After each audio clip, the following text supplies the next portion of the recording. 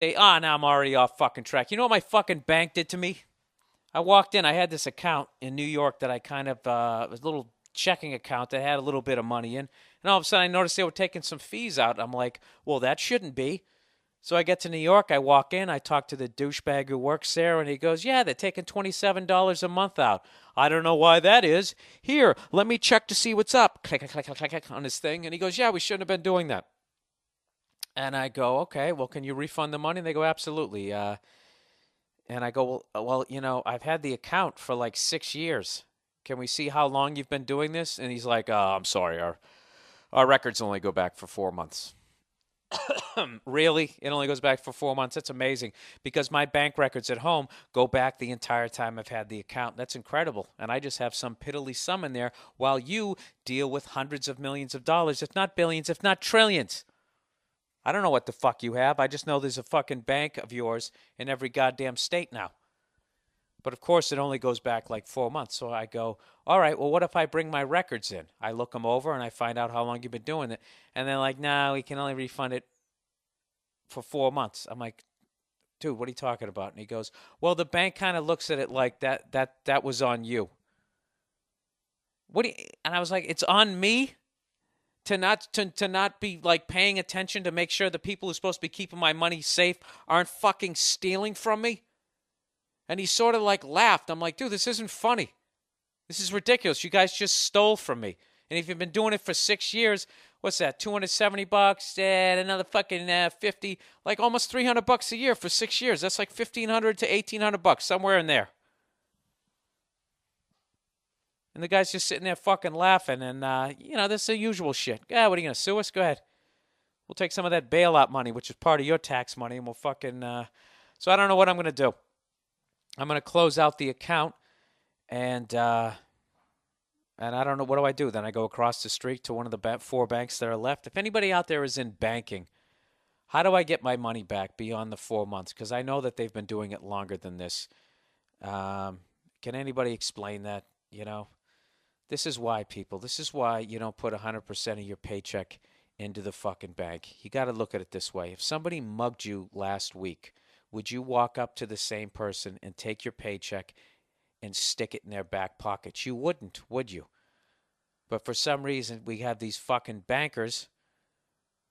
Yeah, I don't know. I think everybody should turn, like, I don't know, everybody should have a fucking safe that you have buried somewhere. Everybody's got a gun and anybody can blow anybody away. I know it's all fucked up. Fucking assholes. The guy's sitting there fucking smiling. You know what he's sitting there doing? He's doing that little twirly thing. You know that math people do with their pens and people who are into finances? I think they do it to hypnotize you. Is that the guy's fucking sitting there telling me that they've been stealing $30 a month from me, and all I'm doing is I'm trying to focus on him. I keep looking down at his silver shiny pen. Some sort of mind trick. Fortunately, I was aware of it. I almost said, can you stop twirling your fucking pen? But I didn't want to do that because I was trying to keep my cool, which obviously is a difficult thing for me to do. You know?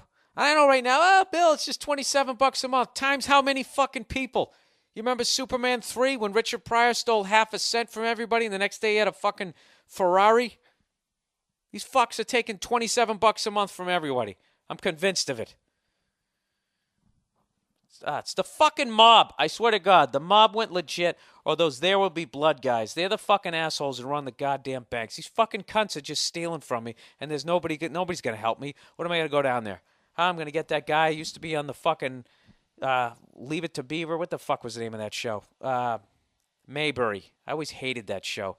That old cunt walking around with her falsetto voice. Andy, you know, you know what that show lacked? Somebody that I wanted to bang.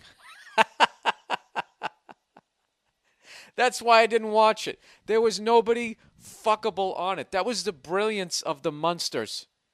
That they were like, this is going to be hilarious. We're going to turn fucking Frankenstein into and Dracula into these kooky characters, and it's all going to be funny. But they knew at the end of the day there had to be somebody that the male demographic would want to fuck.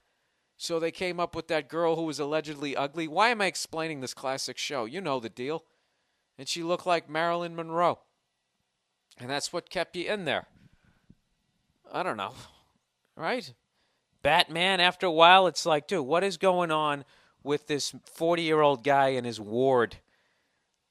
And then all of a sudden they had Catwoman walking around that fucking hoary outfit. Is she the one who started that shit? Did women not dress like whores on Halloween before Batman or Batgirl or Catwoman? Catwoman was the bad one, right? They're such pathetic cunts. You know what I mean? It's when you take off that fucking ridiculous outfit, go stand behind a wall and start talking to people and listen to how many people even fucking pay attention to you. They don't, because you got nothing to say. All you can do is just dress up, you goddamn twat, and start strutting around the fucking place. That had nothing to do with Catwoman. That had nothing to do with her. It had to do with me fucking getting fucked over by that goddamn bank. Assholes. Fucking assholes. So now I gotta go down there. I gotta go down there like some fucking guy whose button store just failed after 75 years. You know, Frankie Fishface and Sons. Remember those fucking those businesses when you were a kid? It was always something and Sons. You know, and like a lot of the times the kids were forced into the business. You know, some Italian guy, he opens a fucking prosciutto shop, and then that's it. It's like an arranged marriage, except it's your job. And then you got to show up and be, I have been working in the restaurant since I was 8 years old. You know, they don't know shit about anything else. So everybody wanted to strike out on their own. And now look, everybody ends up in a fucking cubicle working for these fucking cunts who are stealing my money. That's uplifting, isn't it?